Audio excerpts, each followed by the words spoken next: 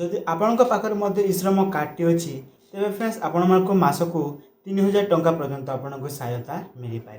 तो फ्रेंड्स आपण मैंने ठीक शुणिले जदि आपण पाखरे ई श्रम कार्डटे थी तेज आपन को मिल मासक 3000 टंका टंका देवे केंद्र सरकार। तो फ्रेंड्स देखो अनेक लोकों पाखे ई श्रम कार्ड रही बर्तमान जोटा कि आम लेबर कार्ड कहीपर अनेक लोग तैयारी कर सारी आई होप आपण मैंने भी करें। तो फ्रेंड्स से ही योजना अधीन आपण मानू जदि आपण मैंने ई श्रम कार्ड आपण मैंने मनधन योजन सामिल जब हे तेरे आपण मानक किसी पेंशन आकार आपण अकाउंट किसी टंका डेबिट हो आपण मानक 60 वर्ष पूरा आपण मानक सरकार 3000 लेखाए आपण मानक पेंशन बा भाता आकार आपण मानक टंका प्रदान करेंगे जदि आपण मैंने ई श्रम कार्ड जॉइन करेंगे। तो फ्रेंड्स देखो अनेक लोक वर्तमान समय ई श्रम कार्ड को तैयारी कर देछंती एवं लोक भावुंट कि आमको टंका मिल। तो फ्रेंड्स सेमती किछु नाही आपण जेतेबेले आपण माने ई श्रम मनधन योजन जिते आप सामिल हेबे तेबे जे आपण मानक टंका मिल खाली कार्ड तैयारी कले आपण मानक टंका मिल नाही।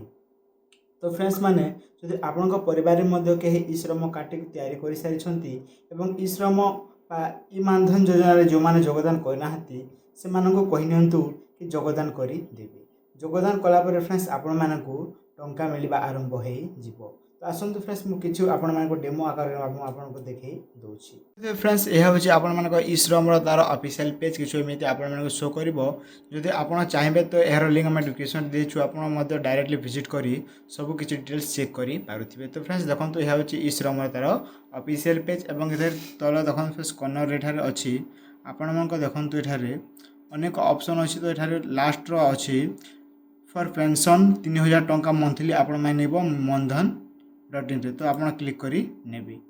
तो मुझे क्लिक कर सारी फ्रेंड्स आप देखी दूसरी यह हूँ तार जोटा कि आपण मानक ई श्रम मनधन योजना तार ऑफिशियल पेज यार लिंक भी आम डायरेक्टली आप डिस्क्रिप्शन देवु आपड़ सेठू डायरेक्टली विजिट करें।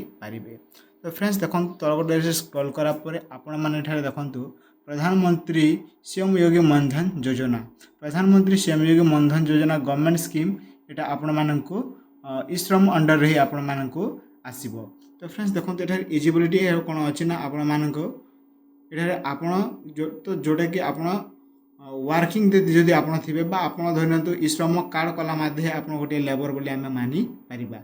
तो आपण बयस थबार अच्छी फ्रेंड्स आपण 18 ରୁ 40 वर्ष थबार अच्छी और आपण मंथली इनकम थबार अच्छे 15,000 रु कम थबार अच्छी। तो आपको ये कौन कौन मिल ना फ्यूचर्स देखा।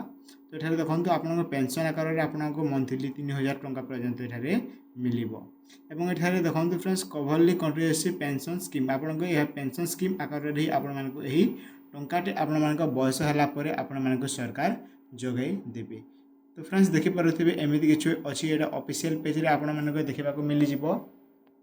तो जो मैंने भी यही योजना अधीन सामिल होगा चाहते आपण मैंने सीएससी सेंटर कि मो सेवा केंद्र को डायरेक्टली विजिट करेंगे और यही योजना अधिक जानापी आप पचारि पारे कि आप चाहिए निजे एठारे सामिल हो पारे। तो जदि आप जिते सीएससी सेक्टर को जाती तो आपन को सेठारे सब मिल जाव डाटा कि आपड़ केमी अप्लाई करेंगे कौन प्रोसेस अच्छी कौन डॉक्यूमेंट आपन को सब से रिक्वायर करेंगे।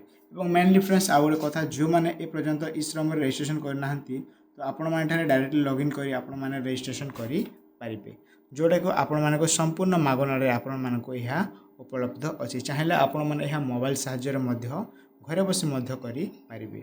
तो फ्रेंड्स जदि आपण परिवार कहीं जदि बाकी रही थे आपड़ कर न पारे तो बर्तमान करनियंतु ई श्रम कार्ड एवं मासक 3000 टंका पर्यंतर टंका पाइपर।